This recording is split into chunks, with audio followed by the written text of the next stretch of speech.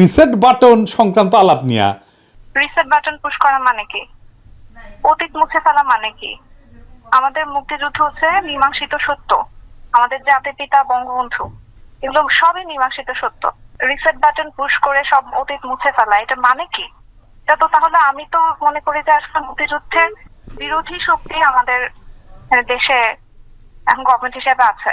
আমি হচ্ছে মুক্তিযুদ্ধের পক্ষের শক্তি। বাংলাদেশ দাঁড়িয়ে আছে 30 লক্ষ শহীদের রক্তের ওপর, ঠিক আছে? 30 লক্ষ শহীদের রক্তের বিনিময়ে আমাদের দেশটা স্বাধীন হয়েছে। এই 30 লক্ষ শহীদ রিসেট বাটন পুশ করলে কি এই 30 লক্ষ শহীদ ফিরে আসবেন? এসব বিষয় এগুলো সবই তদন্ত সাপেক্ষ। চেতনা বিক্রি, গণহত্যা, যেটা মানে আমি কোর্টেড বলতেছি, গণহত্যা যেটা বলা হচ্ছে জুলাই মাসে গণহত্যা, এগুলো সবই তদন্ত সাপেক্ষ, এগুলো তো মীমাংসিত সত্য না, এখন পর্যন্ত প্রুফ হয়নি তো, ঠিক আছে? বিচার হোক, প্রমাণিত হোক, তারপর দেখা যাবে। কিন্তু যেটা মীমাংসিত সত্য সেটাকে তো কেউ মুছে ফেলতে পারে না। আমার কথা হচ্ছে এটাই। এই এই সোনামণি বসো, জান তুই টেকে সহান নতুন নতুন যারা এটা শোনেন না, এডিটর সাহেব প্রফেসর ইউনূসের রিসেট বাটন সংক্রান্ত আলাপটা ভয়েস অব আমেরিকার সাক্ষাৎকার থেকে কিন্তু শোনান না, ওই অংশটুকু শুধু কি কইছিলেন প্রফেসর ইউনূস?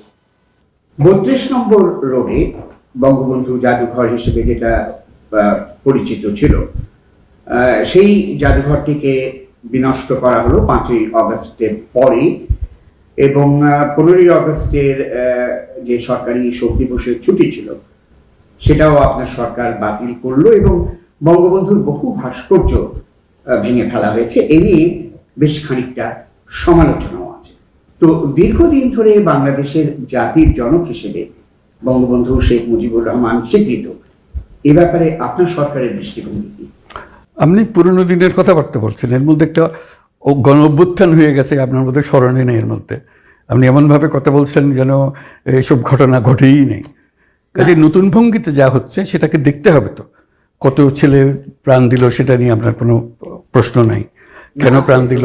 হ্যাঁ, কাজে ওগুলো আসুক। তারপরে এই যে প্রথম স্বীকার করতে হবে যে তারা বলেছে, ছাত্ররা বলেছে যে আমরা রিসেট বাটন পুশ করেছি, এভরিথিং ইজ গন, অতীত নিশ্চিতভাবে চলে গেছে, এখন নতুন ভঙ্গিতে আমরা গড়ে তুলবো, দেশের মানুষও তা চাই। তো সে নতুন ভঙ্গিতে তোলার জন্য যেটা আছে সেটা হলো যে আমাদেরকে সংস্কার করতে হবে। শুনেছেন এ বেকুব মাইয়া প্রফেসর ইউনূসকে রিসেট বাটন চাপা বলতে বুঝেছে ইতিহাস মুছে দেওয়া নাকি? হাসিনার আমলে গিপিয়ে পাইপ হইলে আর কোটায় ম্যাজিস্ট্রেট হইলে তো ইনকাই হবি।